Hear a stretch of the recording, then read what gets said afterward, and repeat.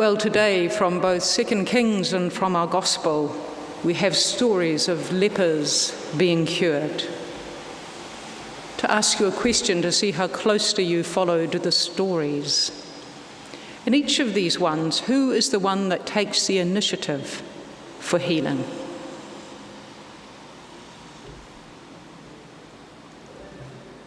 In the first one, Naaman chooses to go. Well, actually, he's taking the advice of a woman, dare I say it. And he is the one who chooses to travel to Israel, to Elisha, the man of God, to be cured of leprosy. In the Gospel, it is the leper who comes before Jesus and begs and kneels and asks Jesus to choose to make him clean. These two, they have a disease in common, that we can see, but I would suggest their expectations for a cure vary. Naaman goes seeking to be healed, but very much on his own terms. Replete with power and many gifts, Naaman goes to trade, to buy the healing he needs. Elisha, the man of God, is apparently oblivious to Naaman's grandeur, and he chooses not to dignify Naaman with an audience, simply directs him to what he must do to be healed. It seems to me that Elisha chooses not to negotiate on Naaman's terms. And as we hear, Naaman's not very happy about this. He gets rather angry. He wrestles and resists because he is not accustomed to being treated this way, to being the one without power. Naaman is required to do something to achieve his end in a way that he does not expect. He wants to achieve the end, but to do so, the way the story is told, Naaman has to conform to the instruction of the man of God. He has to acknowledge and submit himself to a power that he is not in control of, that is actually outside his reach and beyond his influence. The thing is that being healed of leprosy will make a huge difference to Naaman. He will not be as he was. He wants to be healed, but to achieve that, he has to do differently. He has to change. By contrast, the leper before Jesus, who we don't actually find out as a leper until he gets healed, he asks his cleansing to be Jesus' choice for him. The leper calls on divine mercy to be healed. He asks for it. It is as if the leper is willing and ready to be cleansed. He is ready to be changed. Despite the fact that he does exactly what Jesus told him not to afterwards, he still gets healed. It's not conditioned on that. He isn't obedient to Jesus' instruction to go to the temple and offer what Moses commanded for his cleansing. As we've heard the last couple of weeks, Mark is telling us something. He's giving us a fairly big clue that change is afoot, that something powerful is at work in this man, Jesus, through him. He is part of the tradition of the law, yet more. Willingness to change. How many of you are up for that? How many like the idea of obedience, of the need to be cleansed? Because these are all themes of the season we're about to move into, this wonderful season of Lent. A season of preparation for Easter, a season of repentance. We'll begin this coming Wednesday with a ritual in which we who choose to will be marked with ashes, a reminder to us of our mortality, not in a morbid sense, but to remind us, to recall us, to live. Life is time-limited and is precious. Let our lives express that. In Lent, we more intentionally stand before, to use the image from the Gospel, orient ourselves toward God and ask for healing. Ask for healing of that which mars and disfigures us in our lives, that keeps us from living fully, so that we may be made new, begin anew. At Easter, we renew our baptismal commitment. We are symbolically sprinkled with water.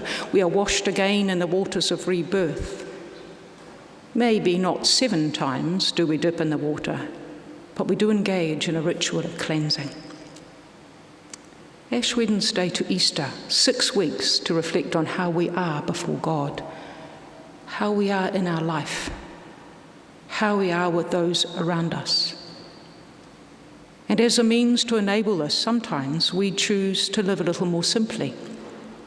Historically, of course, Lent is the big discipline season, the time that you give something up, or more recently, you give something to a need or a cause.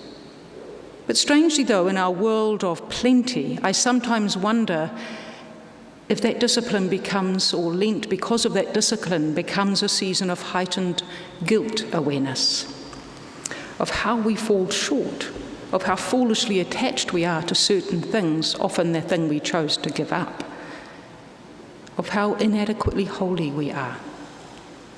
In a curiously inverse way, we can become distracted by our self-discipline or absorbed in self-recrimination that turns us inward, away from God, away from one another.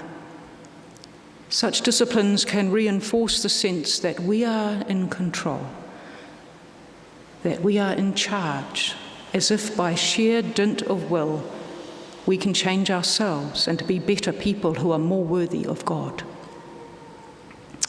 Which kind of reminds me of Naaman. Thinking we can trade our way to healing, that we think we know what the process of healing involves, of what healing or being healed will look like.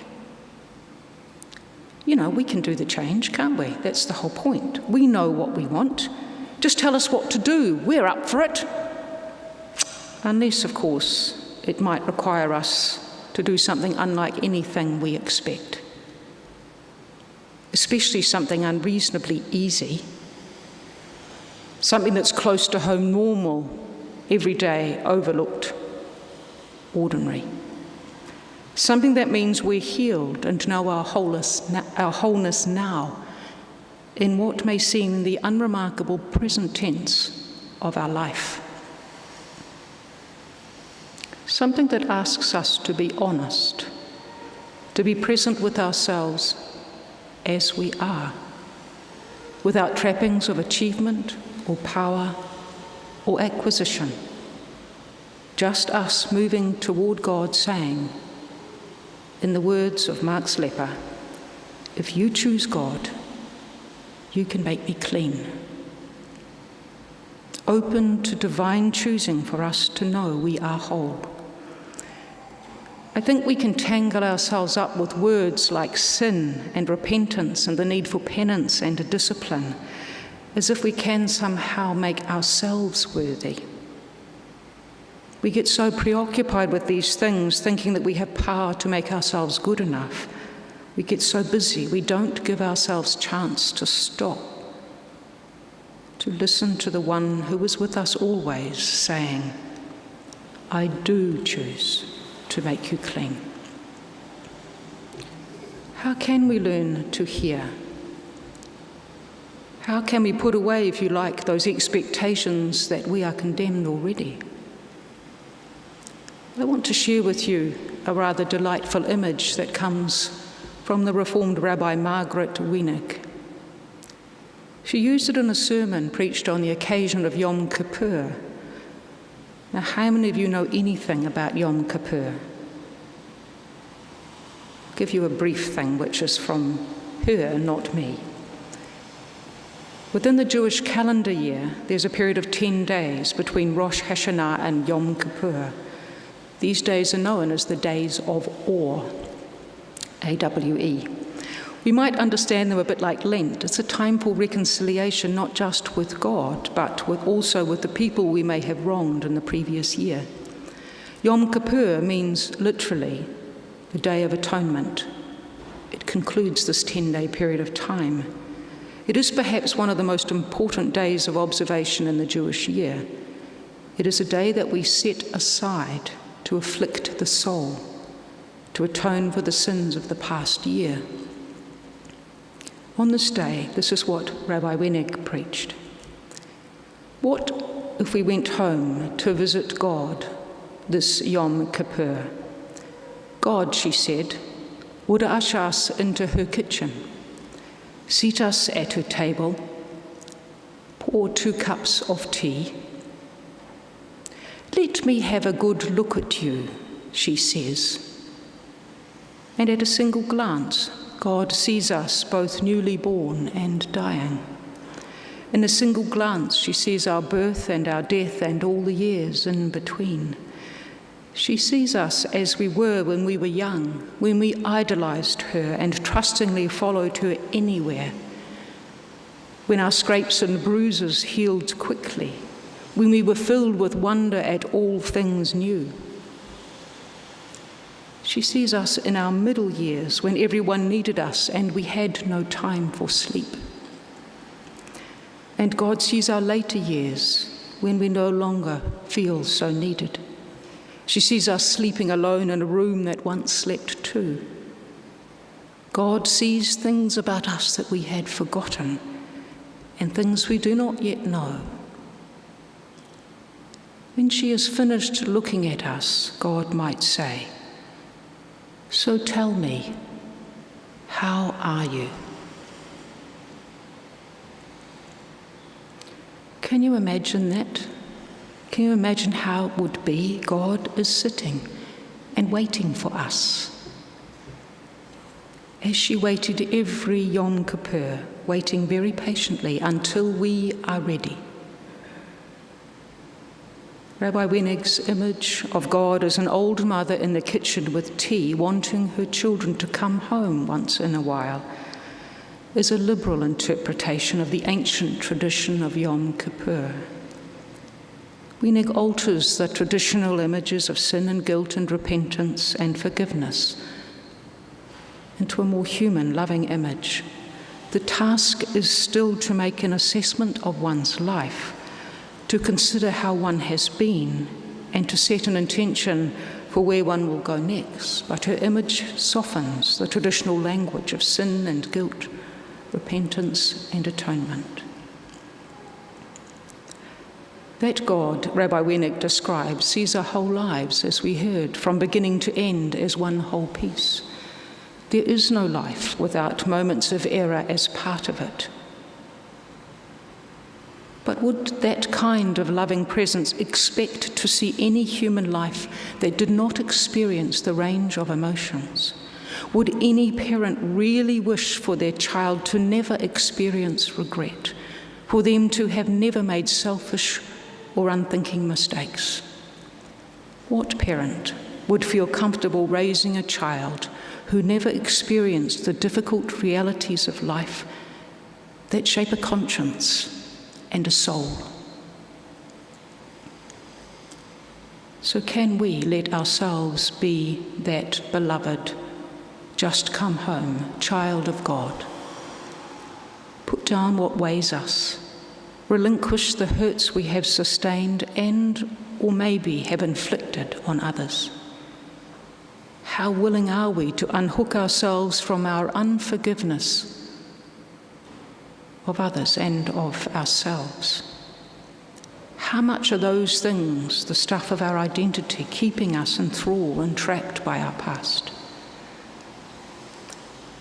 I wonder how it would be to live present to each day, not unaffected, not unscarred, not unchanged by our past, but able to choose to live now in the fullness of the person we are because of our journey. To let it be possible that the wounds of our heart, the wounds of our past can be healed, so that our past need not still be our present.